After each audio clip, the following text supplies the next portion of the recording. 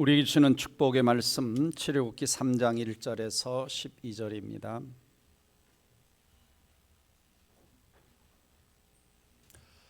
함께 읽도록 하겠습니다. 시작. 모세가 그의 장인 미디안 제사장 이드로의 양떼를 치더니 그 떼를 광야 서쪽으로 인도하여 하나님의 산 호렙에 이르매 여호와의 사자가 떨기나무 가운데로부터 나오는 불꽃 안에서 그에게 나타나시니라. 그가 보니 떨기나무에 불이 붙었으나 그 떨기나무가 사라지지 아니하는지라. 이에 모세가 이르되 내가 돌이켜 가서 이 큰 광경을 보리라. 떨기나무가 어찌하여 타지 아니하는고 하니 그때에 여호와께서 그가 보려고 돌이켜 오는 것을 보신지라. 하나님이 떨기나무 가운데서 그를 불러 이르시되 모세야 모세야 하시매 그가 이르되 내가 여기 있나이다. 하나님이 이르시되 이리로 가까이 오지 말라. 내가 선 곳은 거룩한 땅이니 내 발에서 신을 벗으라. 또 이르시되 내 조상의 하나님이니 아브라함의 하나님 이삭의 하나님 야곱의 하나님이니라. 모세가 하나님 묘기를 두려워하여 얼굴을 가리매 여호와께서 이르시되 내가 애굽에 있는 내 백성의 고통을 분명히 보고 그들이 그들의 감독자로 말미암아 부르짖음을 듣고 그 근심을 알고 내가 내려가서 그들이 애굽인의 손에서 건져내고 그들을 그 땅에서 인도하여 아름답고 광대한 땅 젖과 꿀이 흐르는 땅 곧 가나안 족속, 헷 족속, 아모리 족속, 브리스 족속, 히위 족속, 여부 족속의 지방에 데려가려 하노라. 이제 가라. 이스라엘 자손의 부르짖음이 내게 달하고 애굽 사람이 그들을 괴롭힌 학대도 내가 보았으니 이제 내가 너를 바로에게 보내어 너에게 내 백성 이스라엘 자손을 애굽에서 인도하여 내게 하리라. 모세가 하나님께 아뢰되 내가 누구이기에 바로에게 가며 이스라엘 자손을 애굽에서 인도하여 내리까. 하나님이 이르시되 내가 반드시 너와 함께 있으리라. 내가 그 백성을 애굽에서 인도하여 낸 후에 너희가 이 산에서 하나님을 섬기리니 이것이 내가 너를 보낸 증거니라. 아멘. 자, 오늘 말씀의 제목은 거기에서 살아계신 하나님을 만나서 두 번째, 내 인생을 리셋하려고 만나주신 하나님. 리셋한다는 말은 좀 쉽게 설명하면 재정비해서 여기 하나 더 들어가야 되는데 리스타트, 다시 출발하게 하시려고 만나주신 하나님.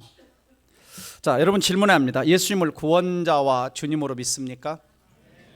진심으로 축하드립니다. 그렇다면 나는 무엇으로부터 구원받았고 나는 무엇을 위해 구원받았는지 아십니까? 대답을 안 하시네요. 무엇으로부터 구원받았는가, 무엇을 위해서 구원받았는가 하는 것입니다. 우리는 죄로부터, 지옥의 멸망과 형벌로부터, 하나님의 저주로부터, 율법의 저주로부터 우리는 구원을 받았습니다. 그리고 우리는 하나님의 나라를 위해서, 하나님의 영광을 위해서, 하나님의 목적을 위해서 우리는 구원받았어요. 많은 크리스찬들이 구원은 받았는데 왜 구원받았는지, 어디로부터 구원받았는지, 무엇을 위해서 구원받았는지 잘 기억하지 못한 채 그저 자신의 인생에 떠내려 가는 사람들이 참 많이 있습니다. 그래서 늘 우리의 삶이라고 하는 것은 집착하다 보면 무엇을 먹을까, 무엇을 마실까, 무엇을 입을까 이걸 생각하다 보면 어느덧 내가 왜 사는지, 무엇을 위해 구원받는지 잊어버린 채 하고 인생이 떠내려 가버리는 것이죠. 자, 여러분 2024년 이제 출발을 하셨습니다. 근데 항상 중요한 것은 인생은 속도보다 뭐가 중요하다? 방향이 중요하다. 내가 바른 방향을 향해서 가고 있는가? 바른 방향을 향해서 출발했는가? 어떻습니까? 여러분의 인생 열차는 금년에 출발을 하셨는데 어떤 목적지를 향해서, 어떤 방향을 향해서 가고 계십니까? 아직도 그 방향이 모호하다면 오늘 좀 말씀을 듣고 다시 한번 내 인생을 리셋하고 리스타트, 새롭게 출발할 수 있는 계기가 되기를 주의 이름으로 축원합니다. 하나님은 저와 여러분을 만드실 때 그냥 무작정 만드신 것이 아니라 꿈을 가진 존재로 우리를 만드셨습니다. 하나님의 꿈을 위해 구원받았고, 그래서 이 땅을 사는 동안 우리 인간은 꿈을 꾸고 살아갈 때 인생의 중요한 가치와 의미를 느끼게 되는 것이죠. 이 땅에 있는 모든 것들도 더 우주 공간인 모든 것들도 바로 하나님의 꿈 속에서, 하나님의 생각 속에서 나왔고, 오늘 우리가 이 자리에 존재하게 된 것도 하나님의 생각 속에서 나온 것이죠. 그래서 하나님은 항상 우리를 향하여 좋은 생각을 갖고 계십니다. 에레미야 29장 11절 말씀에서 나 여호와가 말하노라 너희를 향한 나의 생각은 내가 안하니 재앙이 아니라 평안이요 장래의 소망, 희망을 주려고 하는 것이다. 하나님은 우리를 향해서 재앙이 아니라 희망, 꿈을 주려고, 미래에 멋진 우리의 삶을 만들어 가시려고 우리를 부르셨다라고 말씀하고 있습니다. 그러므로 우리는 항상 잊지 않고 내가 왜 구원받았는지, 무엇으로부터 구원받았는지, 무엇을 위해 구원받았는지 바른 방향을 향해 나아가야 하는 것이죠. 그래야만이 저와 여러분의 삶이 이 땅을 사는 동안 생존이 아닌 가장 가치 있는 일에 내 삶을 투자하며 살아갈 수가 있는 것입니다. 저는 이 자리에 앉은 우리 성도님 한 분 한 분가 생존 인생이 아닌 하나님의 목적을 따라 살아가는 가장 가치 있는 인생이 되기를 주의 이름으로 축원합니다. 자, 인생 열차가 출발했는데 어떤 인생은 자기 욕망을 위한 열차를 끌고 갑니다. 자기 욕망만을 위한, 자기 욕심만을 위한, 자기 야망만을 위한, 자기 쾌락만을 위한, 자기 야성을 이루기 위한 그것만 가지고 출발하는 사람이 있고, 또 한 사람은 목적 없이 열차가 출발하는 사람도 있어. 가다가 보면 어디쯤 가겠지, 가다가 보면 어디에 도착하겠지, 향방 없이 목적 없이 인생 열차를 끌고 가는 사람이 있습니다. 그러나 진정한 크리스찬이라면 우리 인생 열차를 하나님의 목적과 뜻에 맞게 인생 열차를 타고 가야 하는 것이죠. 자, 오늘 우리는 성경에서 한 사람의 인생, 한 사람의 인물을 만나게 됩니다. 그는 우리가 잘 아는 모세죠. 모세. 한때 그의 인생은 화려하고 찬란한 권력의 열차를 타고 힘있게 출발을 했는데 어느 날 그 인생 열차가 멈춰버리고, 인생 열차가 멈춘 채 몇 년의 세월이 훌떡 지나가 버렸느냐? 40년의 세월이 훌떡 지나가 버린 한 사람의 인생을 보게 됩니다. 그는 오늘 본문에 만나기 전에, 하나님 만나기 전에 40년 전에 그는 권력의 열차를 타고 자기 인생의 뭔가 꿈을 이루려고 했지만 그만 실패하고 말았습니다. 왜냐하면 그 방법은 하나님의 방법이 아닌 사람의 방법이었기 때문에 인생 열차가 그만 멈춰버린 것이죠.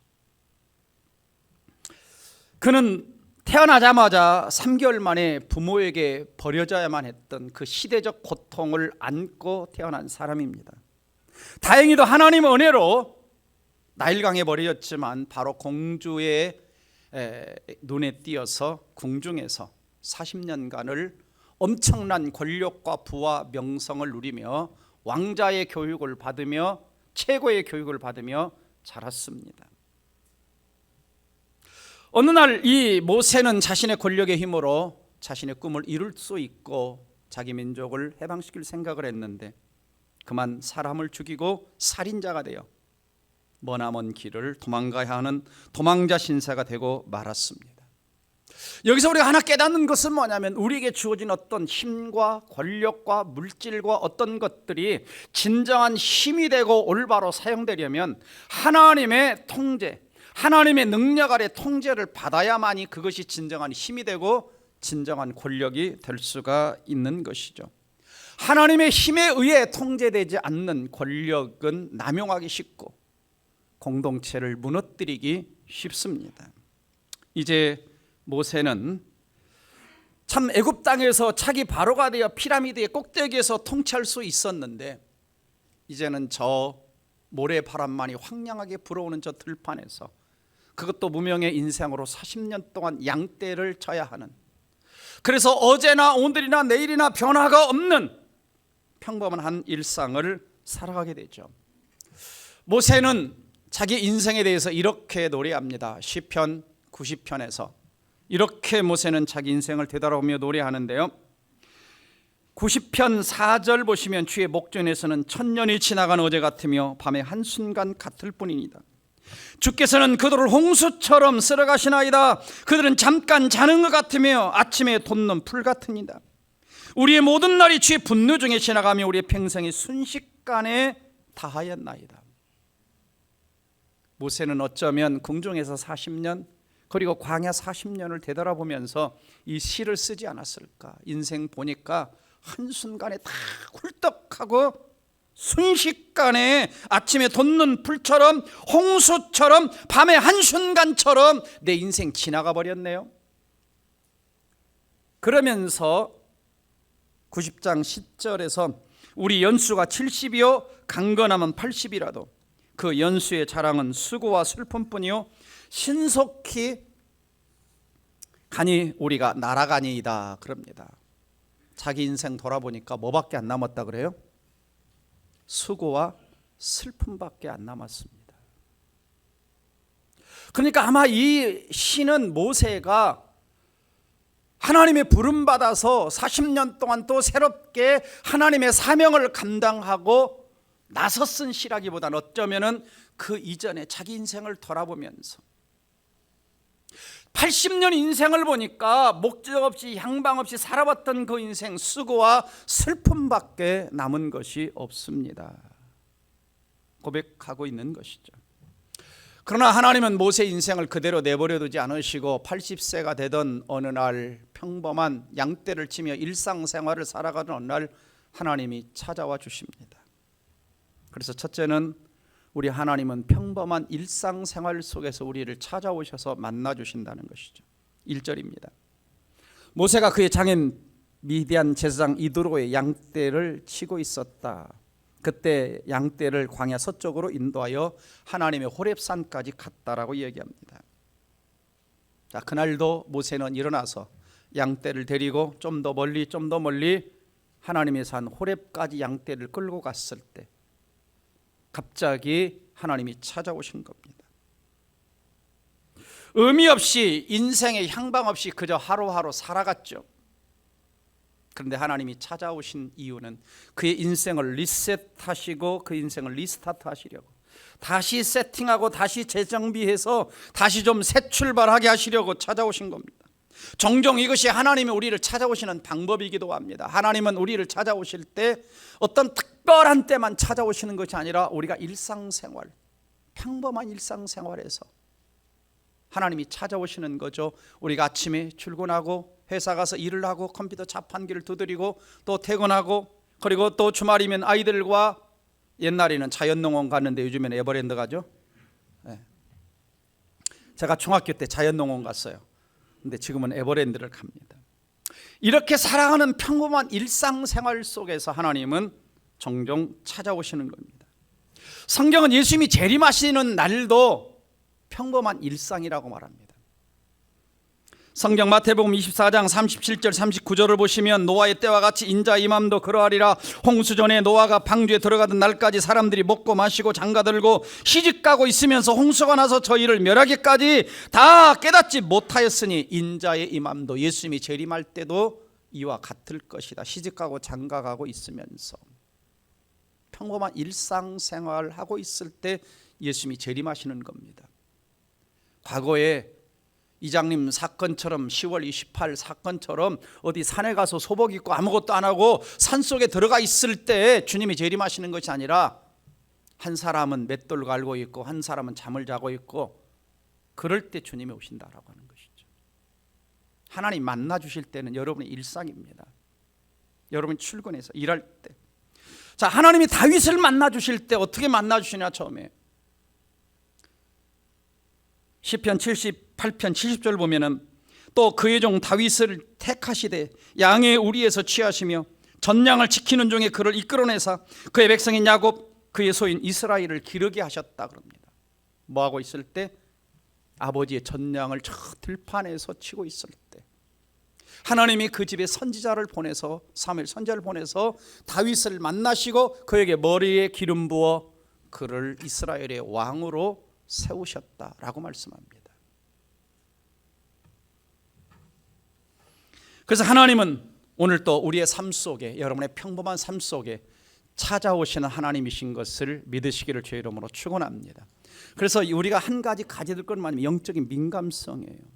내가 어떤 일을 하고 있을 때 하나님이 일하시는 걸 알아차리는 겁니다. 어떤 사업을 할 때 하나님이 도와주시는 걸 알아차리는 거예요. 어떤 일을 할 때 하나님이 뭔가를 말씀하시는 것을 알아차리는 영적인 민감성입니다. 영적인 민감성이라고 하는 것은 뭐냐면 하나님이 어떤 때 이 음성을 말씀하시고 어떤 때 이렇게 도와주시고 어떤 때 저렇게 하시는가를 내가 알아차리는. 두 번째는 하나님은 평범한 날에 찾아오셔서 우리의 평범한 날을 특별한 날로 만드시는 겁니다. 자, 2절이죠. 여호와의 사자가 떨기나무 가운데로부터 나오는 불꽃 안에서 그에게 나타나시니라. 그런데 모세가 보니 떨기나무에 불이 붙었는데 떨기나무가 사라지지 않았다. 불은 타고 있는데 나무가 잿더미로 변하지 않고 나무도 그대로 있는데 불만 타오르고 있었다. 자, 신기한 거죠. 신비한 겁니다. 머리로 이해할 수 없는 사건이 일어난 거예요. 자연 법칙을 뛰어넘는 어떤 사건이 일어난 것입니다. 자, 여기서 우리는 두 번째 하나님이 우리를 만나주시는 두 번째 특별한 방법을 보게 되죠. 뭡니까? 하나님은 종종 평범한 일상생활 속에서 우리를 찾아오시기도 하지만 특별한 어떤 현상을 나타내시면서 어떤 신비한 현상을 보여주면서 어떤 특별한 능력을 나타나시면서 어떤 특별한 기적을 행하시면서 우리를 만나 주실 때가 있습니다. 그렇죠. 지난주 우리가 누구 이야기를 배웠습니까? 지난주 누구지? 야곱은 들판에서 잠을 자다가 특별히 하나님이 찾아오셔서 하늘 사닥다리를 보여주시고 천사를 보여주시고 하나님의 음성을 들려주셨잖아요. 특별하게 만나주시는 겁니다. 특별하게 만나주시는 거예요. 그래서 하나님 백성들은 어떤 상황들이 일어날 때, 어떤 신비한 사건들이 일어날 때 그것이 우연이야 이렇게 생각하지 말고 뭔가 하나님이 나에게 말씀하시려는 사인이라는 것을 감지해야 됩니다. 뭔가 특별한 일이 일어났는데 왜 이 사건이, 왜 이 일이 일어났지? 왜 떨기나무가 타고 있는데 왜 나무가 사그라들지 않지? 왜 그럴까? 그래서 하나님이 여러분의 삶에 찾아오셔서 뭔가 내가 생각지 못한 이성을 뛰어넘고 자연을 뛰어넘고 의학을 뛰어넘고 어떤 법칙을 뛰어넘던 일들이 일어날 때 하나님이 특별히 우리를 만나 주시려는 사인일 때가 있습니다. 여러분도 아다시피 제가 1996년 실내체육관, 전라북도 전북대학교 앞에 실내체육관 현관무리를 팍 하고 힘이 세서 받고 들어갔어요. 온통 다쳤죠. 머리가 여기서 나가고 손이 찢기고 팔이 찢기고 그 다음에 온통 둥이 찢겨져 나갔는데 아마 그때 혈관이 좀 끊어졌던 것 같습니다. 그리고는 3년 후부터 후유증이 나타나는데 등판이 옷을 안 입은 것처럼 너무너무 시려운 겁니다. 그래서 10월 찬바람이 불기 시작하면 저는 보온메리 내복 아시죠? 요즘에는 안 나오고 요즘에는 뭐 기능성 무슨 뭐 이렇게 검정색 내복이 나오는데 그때는 보온메리 막 두터워가지고 그걸 6개월씩 입고 살아야 됐어요. 그렇게 한 17, 18년 살던 중에 또 사랑에 대해서 섬길 때 허리가 아파서 너무너무 고통스러워 1분도 서 있지를 못하고 거의 1년을 누워 있어야 됐습니다. 사랑의 역사상 그때 주보가 이렇게 비슷하게 생겼어요. 그리고 안에 이제 교역자들 이름이 나왔는데 거기에 유정기 가로치고 병가 이게 처음 나왔습니다. 일을 할 수가 없었어요. 하나님이 왜 그러실까? 왜 그러실까? 그때 이제 사모님이 오셔서 좀 목사님 아픈데 안수기도를 좀 받아보세요 그러더라고요. 제가 보수 신학을 했기 때문에 어디 가서 안수 받고 그런 걸 해본 적이 거의 없어요. 그래도 아프니까 안수기도를 받으러 갔는데 그분이 세 번째 갔을 때 안수기도를 하시다가 갑자기 그러시는 거예요. 제 등을 만지시면서. 그러면서 자기 등이 유리로 찌르듯이 아프다는 겁니다. 그럼 저에게 목사님 등을 뭘로 다치셨어요? 그래요. 유리로 다쳤어요. 자, 여러분, 영의 세계가 신기하죠? 저는 이야기한 적도 없고 등 시려운 걸 낫게 해달라고 기도를 요청한 적도 없고 단지 허리가 아파서 걷지를 못해서 기도를 받는데 하나님은 허리를 고쳐주신 것이 아니라 18년 동안 등 시려운 것을 그날 치료해 주셨어요. 그때가 12월 중순쯤 됐습니다. 그해 겨울부터 겨울은 따뜻했네. 제가 그때 이후로 지금까지 겨울 내복을 입지 않고 삽니다. 하나님이 치료해 주셨죠. 그리고 집에 와서 어느 날 기도하는데 영의 세계가 열리면서 하나님만이 참 신이다 하는 것이 이 가슴 속으로 내려왔어요. 그리고 사역을 복귀했는데 하나님을 만나기 전과 후가 달랐습니다. 신방을 가는데 갑자기 말씀을 듣던 환자가 나았다고 하는 거예요. 철야를 인도하는데 아프던 못 쓰던 팔이 나았다는 겁니다. 목에 혹이 없어졌다는 겁니다. 디스크가 치료됐다는 겁니다. 또 신방하는 구역마다 애기 못 낳았던 집들이 1년 반 후에 보니까 다 자녀를 낳았어요. 하나님은 제가 누워 있었던 그 10달 동안 그때 하나님은 저를 뭐 하시냐? 리셋하신 거, 리셋. 보수신학을 배워서 하나님의 능력을 모르고 하나님의 권능을 모르고 하나님의 생생하게 일하시는 것을 모르고 사역하던 저에게 찾아오셔서 능력을 못 주시고 영의 세계를 열어주시고 하나님이 일하시는 것이 뭔지 가르쳐 주셨던 거죠.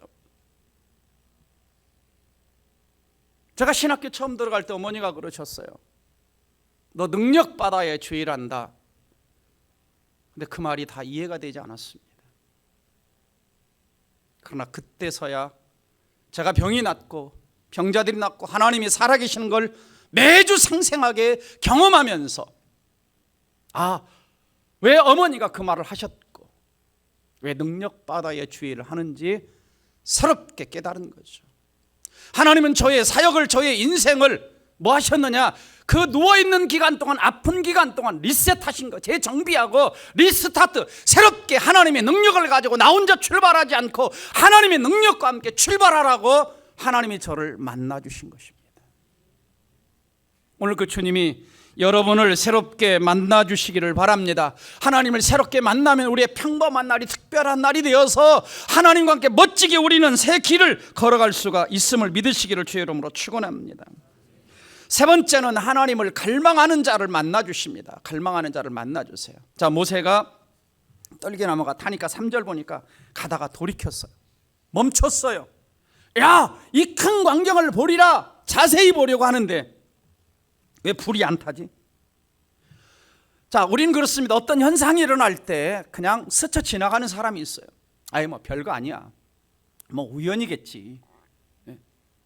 우연이겠지. 우연히 이런 일이 일어났겠지. 우연히 병이 나았겠지.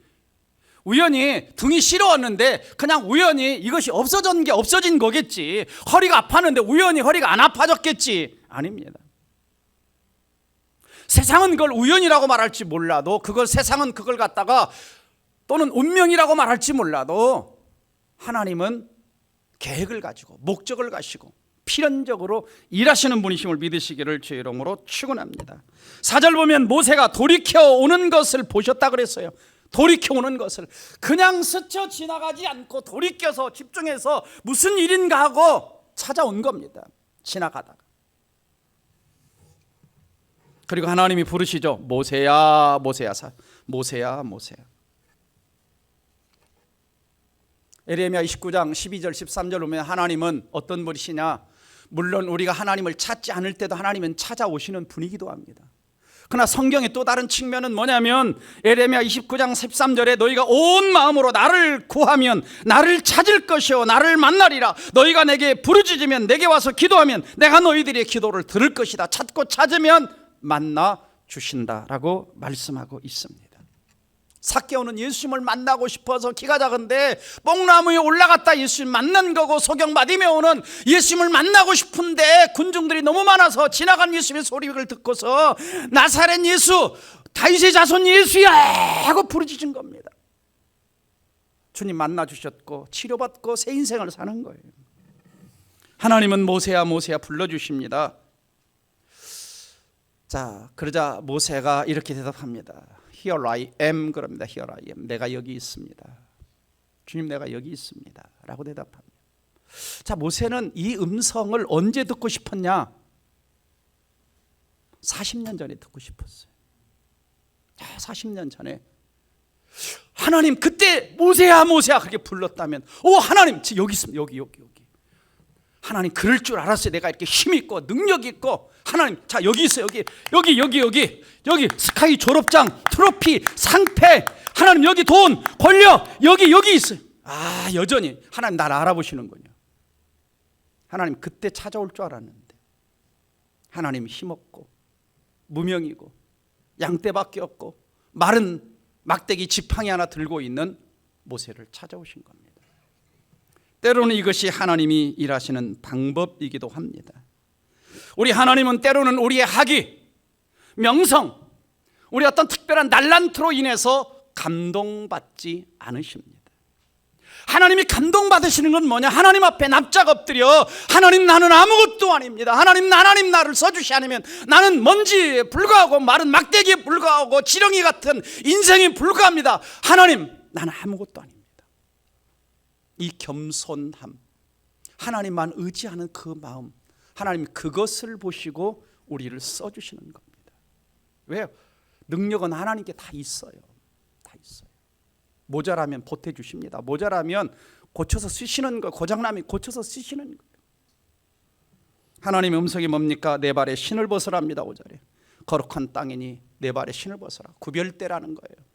너는 과거에 구별되고 꿈이 없던 시절과 구별되고 목적 없이 살아가던 삶에서 구별되어 이제는 내 발에 신을 벗고 내 목적을 따라 좀 살아가자라고 부르시는 거예요. 그러면서 6절 말씀에 나는 내 조상의 하나님이니 아브라함의 하나님, 이삭의 하나님, 야곱의 하나님이다 그럽니다. 무슨 말입니까? 너희 선조들 내가 불러서 썼어. 믿음의 조상으로 썼어. 그런데 너희 선조들 가만히 잘 봐라. 아브라함 하나님의 은혜가 아니었다면 어떻게 되겠습니까? 저 애굽에 내려갔다가 아비멜렉 왕에게 아내 뺏기고 죽을 뻔했어요. 은혜가 아니면. 야곱, 이삭 마찬가지입니다. 이삭도 거짓말했고 그랄 땅에 내려가서 아내를 루이라고 하고 빼앗겨 죽을 뻔했어요. 하나님의 은혜가 없다면 야곱은 삼촌 라반의 집에서 평생을 노예처럼 살았을지 모릅니다. 하나님은 지금 모세에게 나는 실패한 사람들이 하나님이다. 그럼에도 불구하고 나는 너를 쓰고 싶다라고 말씀하시는 거죠. 어쩌면 모세의 마음은 마치 과연 나 같은 인생 하나님이 쓰실까? 나 같은 인생도 이렇게 다 모든 것이 열정도 잃어버리고 용맹도 잃어버리고 가진 것도 없고, 그렇죠. 지금 모세의 심장은 차디차게 식어버린 상태입니다. 근데 하나님이 찾아오셔서 심장을 달구기 시작하죠. 그러면서 이렇게 비전을 제시합니다. 7절, 8절, 9절 쭉 10절까지 보시면 나는 애굽에 있는 내 백성의 고통을 분명히 보았고 그들의 부르짖음을 들었고 그 근심을 알고, 그 다음에 9절 그들의 학대도 보았고 그래서 내가 그들을 젖과 꿀이 흐르는 땅에 데려가려고 하니까 너 나랑 같이 일하자. 그래서 10절 말씀에 이제 내가 너를 바로에게 보내요. 내 백성 이스라엘 자손을 애굽에서 인도하여 내게 하리라 그랬어요. 인도하여 내라 그러지 않고 인도하여 내게 하겠다라고, 하나님이 하겠다라고. 하나님이 하겠다. 그런데 모세는 뭐라고 생각하느냐? 11절 보시면 모세가 하나님께 아뢰 내가 누구에게 이기에 바로에게 가며 이스라엘 자손을 애굽에게서 인도하여 내리까? 내가. 모세가 착각한 게 뭐냐면 내가 가서 하는 줄 아는 거야. 내가 가서. 근데 우리는 내가 일하는 게 아니고 우리는 하나님이 도구입니다. 우리는 하나님이 아니에요. 하나님이 일꾼입니다. 하나님이 종입니다. 능력은 누가 주시느냐? 하나님이 주시는 거예요. 그래서 하나님이 가자! 가서 해! 그러면 우리는 뭐라고 대답해야 돼요? 뭐라고 대답해야 돼요? 아멘 해야죠. 아이고, 황송합니다. 나 같은 자를 불러주시다니 황송합니다. 여러분, 하나님이 어떤 사람을 불러서 쓰실 때 하나님은 그 사람과 의논하지 않으십니다. 너 나랑 함께 일할 거니? 의논하지 않으세요. 참모들을 불러다 놓고 저 사람 일 시키면 어떨까? 자격이 있다고 생각해? 없다고 생각해? 회의도 하지 않으십니다. 그냥 해 그러십니다. 왜요? 그분은 전지전능하시기 때문입니다. 내가 어떤 능력을 가지고 있고 무엇이 부족하고 무엇이 단점이고 무엇이 약점이고 어떤 실패가 있었고 어떤 허물이 있었고 이것을 하나님은 다 아시는 겁니다. 그리고 가라고 하실 때는 모자라면 내가 채워주겠고 능력이 없으면 능력 주겠고 부족하면 도와주겠다는 겁니다. 우리가 할 일은 뭐냐? 예스하는 것입니다. 저항하지 않는 겁니다. 근데 모세는 저항했어요. 처음에 막 저항해가지고 4장 가서 봅시다. 4장 10절 보겠습니다. 4장 10절 보시면 모세가 여호와께 아뢰되 오 주여 나는 본래 말을 잘하지 못하는 자니이다. 주께서 주의 종에게 명령하신 후에도 역시 그러하니 나는 입이 뻣뻣하고 혀가 둔한 자니이다. 13절 모세가 이르되 오 주여 보낼 만한 자를 보내소서. 그러자 14절 하나님이 모세를 향하여 노하여 화가 나시죠. 자, 여러분, 모세가 말을 잘 할까요? 못할까요? 모세하고 이야기 안 해봐서 모르시는군요. 40년에서 무슨 교육 받았어요? 궁중교육, 최고의 교육을 받았어요. 그러면 반드시 궁중에서는 뭐 시키냐? 스피치 훈련을 시킵니다. 웅변교육, 스피치 교육, 논술 교육, 수학 교육, 언어 교육, 군사 교육 다 시킵니다. 그래서 각 개인 교수가 다 있어요. 물론 이제 40년 광야에서 지내느라고 애국말을 좀 많이 잊어버렸을지 모릅니다. 근데 변명이죠. 변명이죠. 우리는 종종 하나님이 부르실 때 왜 그렇게 변명이 많은지 모릅니다. 하나님 시간이 없어요. 나는 훈련 못 받았어요. 나는 달란트가 부족해요. 나는 시간이 없어요. 자원이 없어요. 제자 훈련 아직 못 받았어요.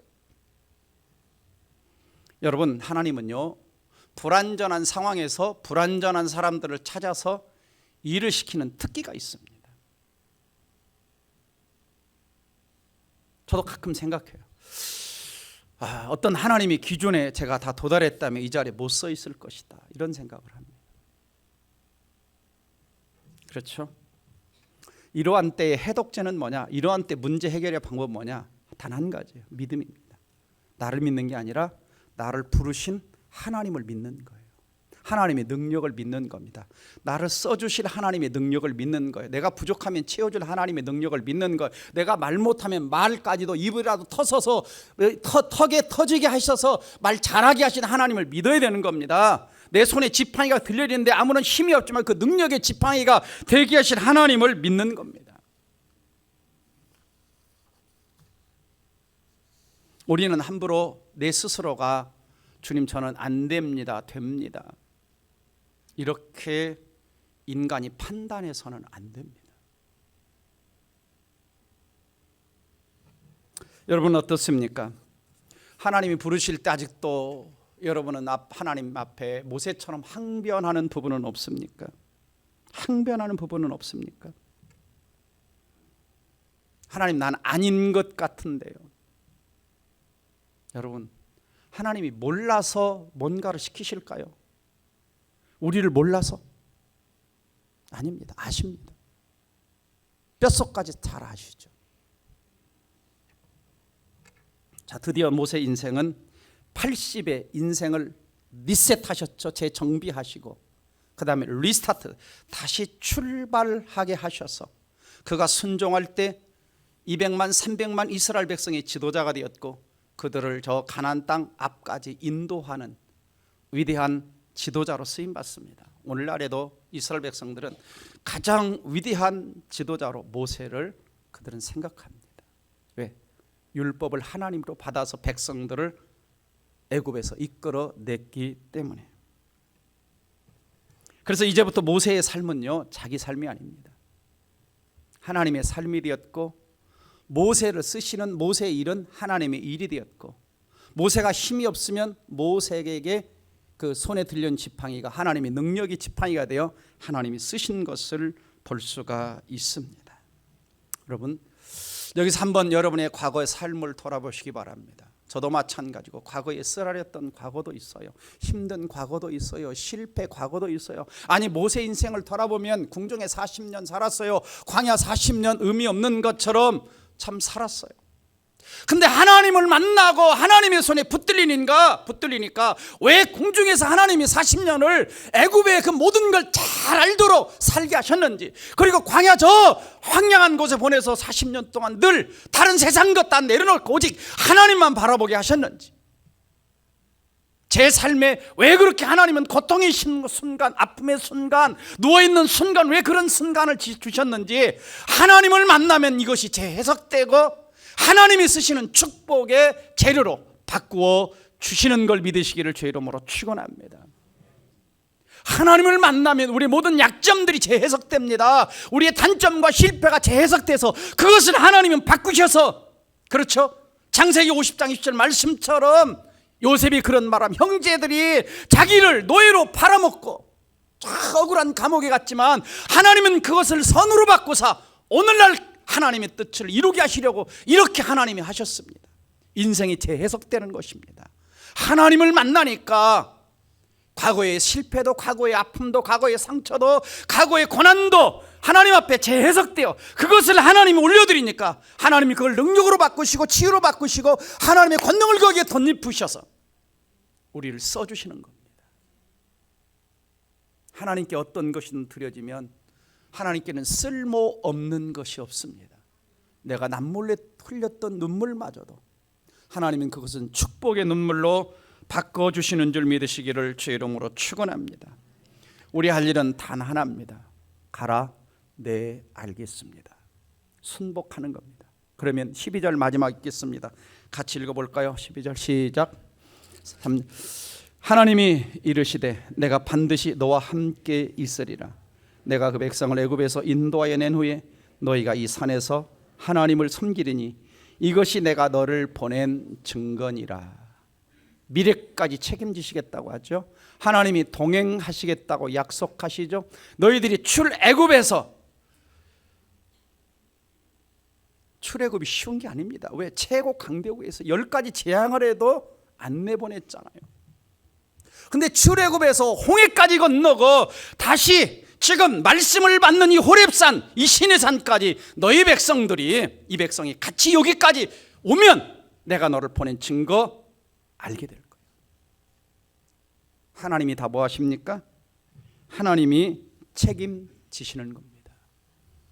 진짜 우리의 문제는 뭐냐?